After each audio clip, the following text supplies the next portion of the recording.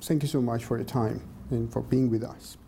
So first of all, the UN has its monitors on the ground in Syria, and maybe that's why the UN is the most updated organization in the world. What is happening there in Syria on the ground in terms of humanitarian perspective? Well, we're in the middle of a substantial humanitarian crisis, and we can't get away from that.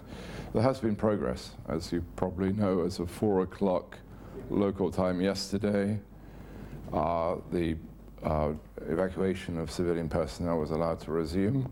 The ICRC estimates that in the last 5 days, between the 15th of December and the 20th of December, 25,000 people have been evacuated, which is a very large number in these very, very difficult circumstances.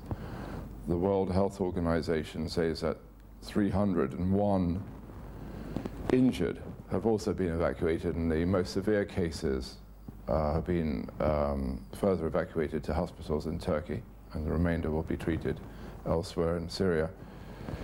So that is an improvement in the situation, but let's be realistic about it. There were a number of buses still blocked, 60 buses still blocked overnight. 3,000 people were forced to remain behind in eastern Aleppo in freezing conditions with hardly any water and hardly... Not everybody is saved.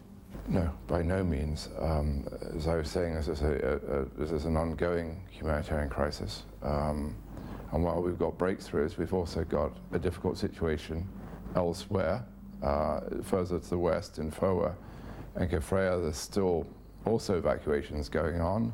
There were 2 buses that were able to evacuate people yesterday, 2 ambulances, but there were 20 buses that were blocked. It's still extremely difficult.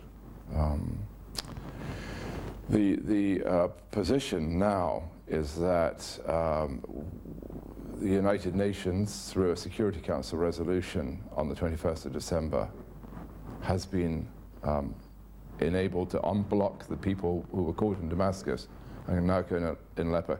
So that means 2 things. That means we can monitor, and people will say, well, yeah, it's just monitoring, but the presence of United Nations and other staff on the ground gives people protection and security.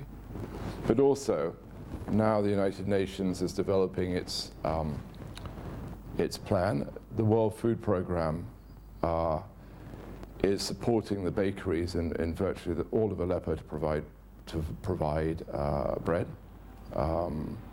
UNICEF is assisting with water and so on. So assistance is being provided in what is extremely difficult conditions. On this basis, does the United Nations has instruments of for salvation of people of their threats, and at the full picture for the to solve this humanitarian crisis? Well, as we've always said, access is key. If we get the access, monitors, but also people on the ground, such as the specialized agencies, then we can help. And this resolution on the 21st of December, I think, was vital. It seems to be the beginning of maybe more unity in the Security Council, which is what's needed. Everybody to agree that the people of Syria, and especially the women and the children, are the principal issue in this conflict. If we can get that kind of unity going forward, then the humanitarian exercise can continue. And that's been the problem so far. But let's build on what we've got. The resolution was a great move forward. And we hope that the evacuations will continue. I'm sure they will. And that we'll be able to get all the affected population out. The last resolution you mentioned, it was agreed, but this is not the case for every time of the resolutions, especially in terms of Syria as well. I mean, in other cases, but in Syrian case as well.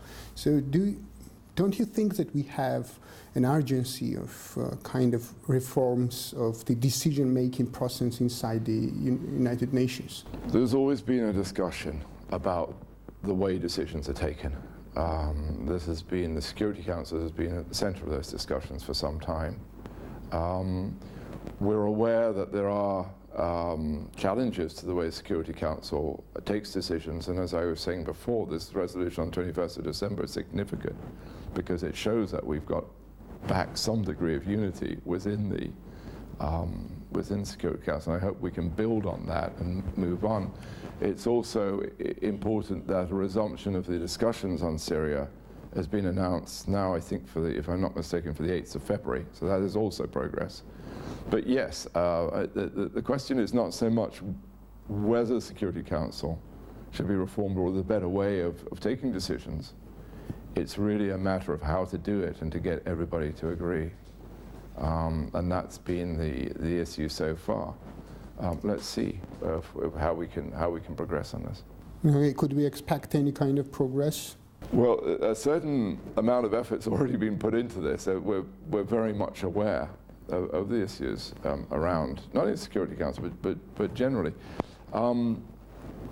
We hope so, yeah. We hope that there'll be a renewed discussion. It's really up to the member states, the United Nations, to coalesce, to come together around how to do this.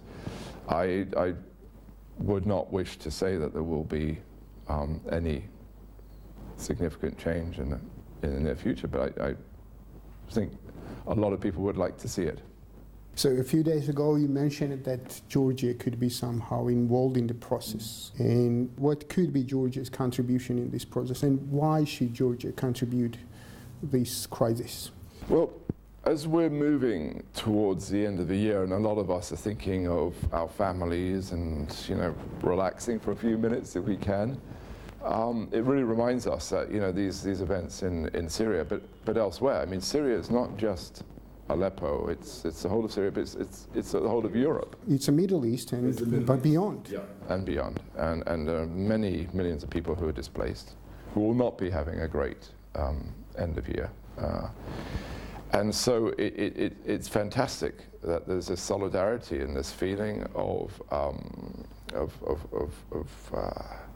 support from the people of Georgia. So far, the government of Georgia, as the Prime Minister said yesterday, is considering a direct support through the United Nations, I would guess, to the people of Syria to support the humanitarian response in Syria, which is very important.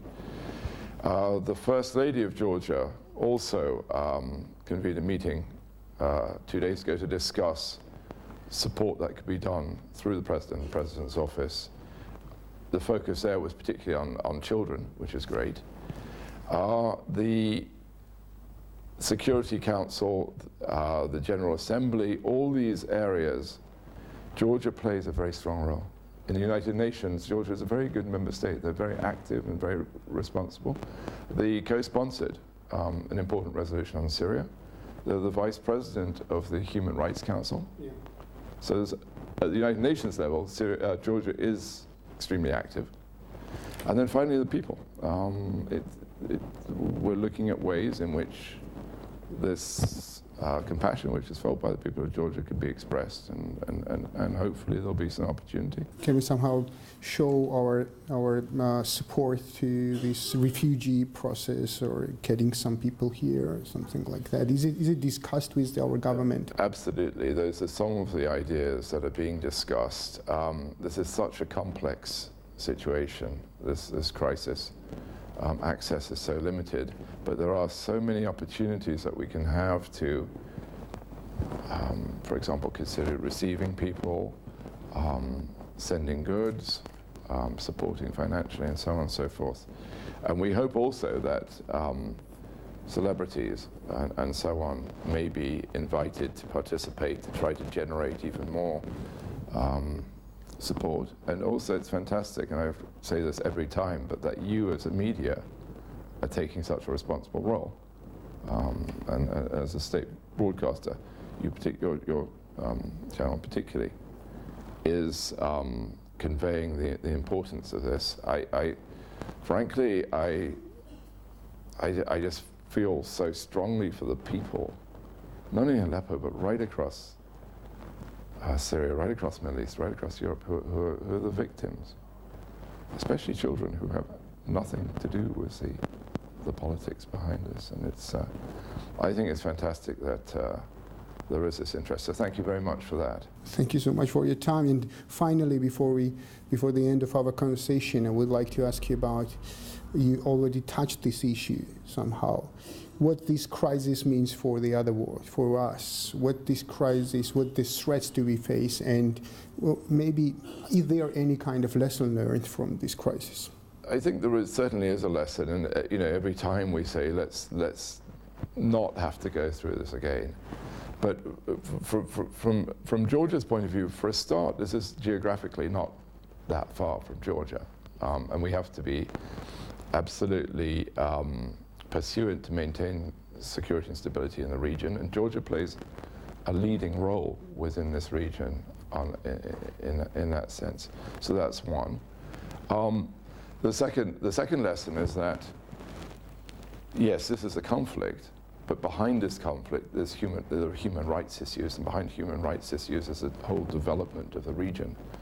And I think this is important, that if we can consolidate areas such as education. You mean the human rights that were abused during the decades in the Middle East? Yeah, absolutely. We always say that human rights violations are the first indicator of a conflict which is in the process of preparing.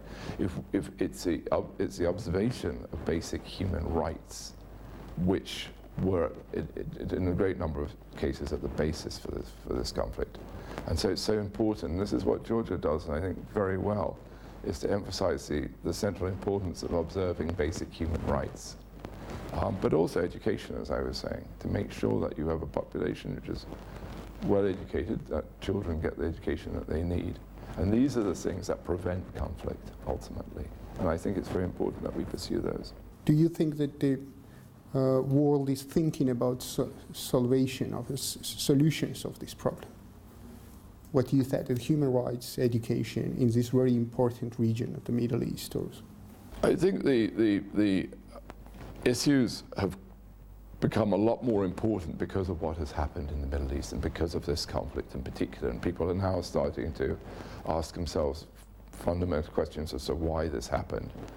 And yes, I think the observation of human rights is important. And last year in New York, every member state agreed these Sustainable Development Goals, which are basically saying that if we are able to achieve these goals in education, in the environment, in health, and so on and so forth, that's the basis for a harmony and the avoidance of the type of conflict we're seeing today. And I think this is what people are realizing now.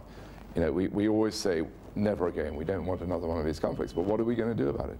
And I think we have to put down the basis, the platform, now to avoid this conflict, which is an area which Georgia is very much a leader in. I think we can be proud of a lot of the achievements and the observation of the importance of human rights here, the importance of development, hopefully the reform of education and so on and so forth. They're really significant. Thank you so much. Not at all, thank you. Thanks.